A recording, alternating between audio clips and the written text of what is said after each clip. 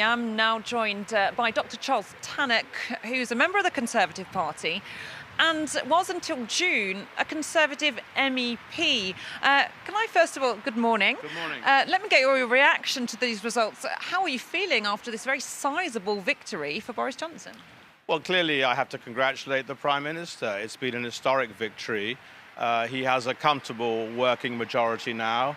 He is in a position to get Brexit done, which was the kind of slogan of the campaign.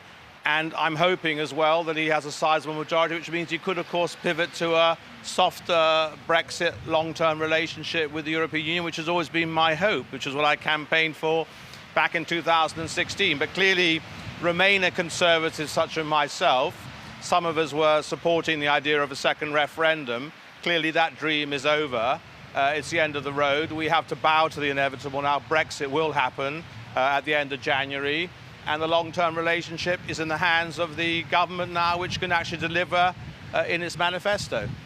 Now, you previously described yourself as a pretty angry Tory Remainer, I believe. Do you still feel angry about the whole Brexit process? I will always believe that Brexit was an historic mistake. I don't think there's anything particularly positive about Brexit, but we have to, as a Democrat, I have to bow to the fact that the British public, the electorate, have spoken on this, both in the referendum now and in the general election. They've delivered their verdict. Boris Johnson has united the Leave vote successfully. The Brexit party, I think I am relieved by that. Nigel Farage's party has been imploded. And I think we just have to accept that Brexit is a fact of life. But of course, I'm hoping that Britain will still have close relations with its partners on the continent. So not everything is lost, but I think constitutionally we will no longer be members of the European Union from the 1st of February of 2020. And then there is a very short period until the end of 2020 in which the long-term trading relationship needs to be sorted out. Now, Boris Johnson has said that the UK will be coming out of that transition period at the end of December 2020. Can we actually believe him on that? I mean, he does have a bit of a credibility problem, doesn't he, Boris Johnson?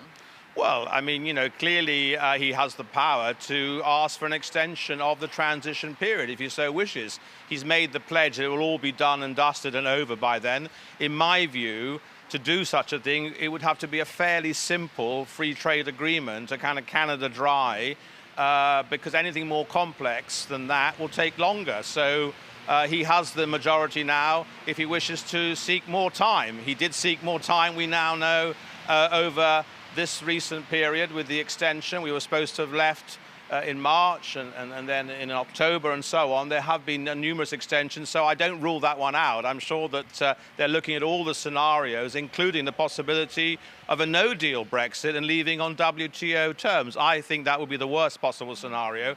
I think he does have some serious worries about keeping the United Kingdom together now, given the victory in Scotland for the SNP and the fact that the DUP have also done badly in Northern Ireland.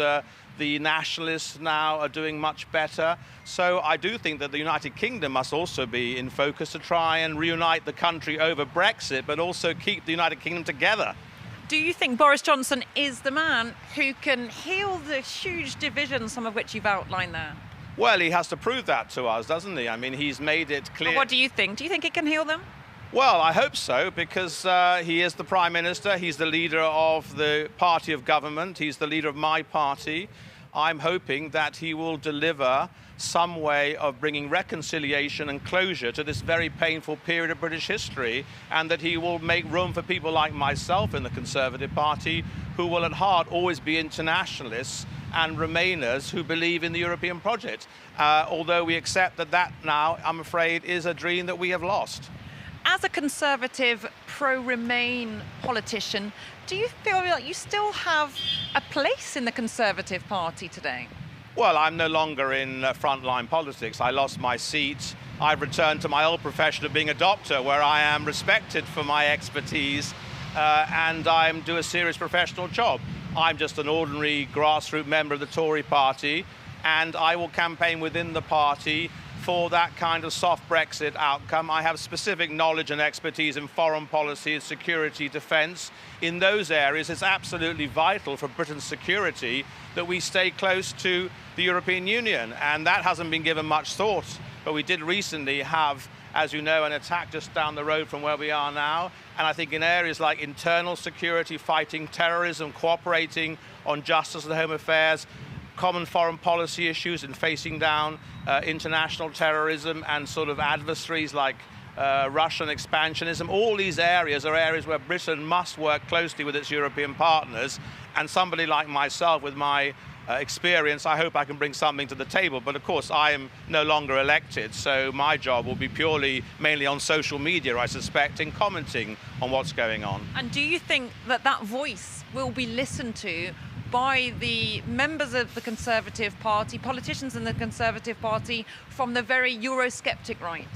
I suspect not. Not that I don't think the ERG will ever take somebody like me seriously, of course not. But of course there is a broader Conservative Party. We have to think of the economy, we have to think of uniting the country. And I do think that at heart, from everything I know about Boris Johnson, he is not a little Englander, he's an internationalist at heart.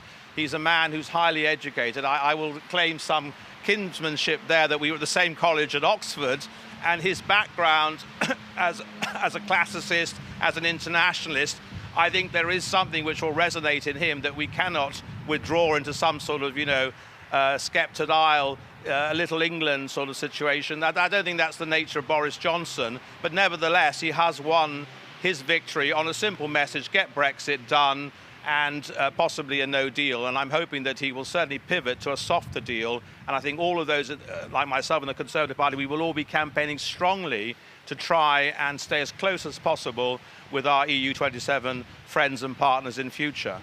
Okay, thank you very much indeed, Dr. Charles Tannock, who was, until this summer, Conservative MEP, and now one of a rare breed of Conservative Remainers. Thank you very much for being with us today.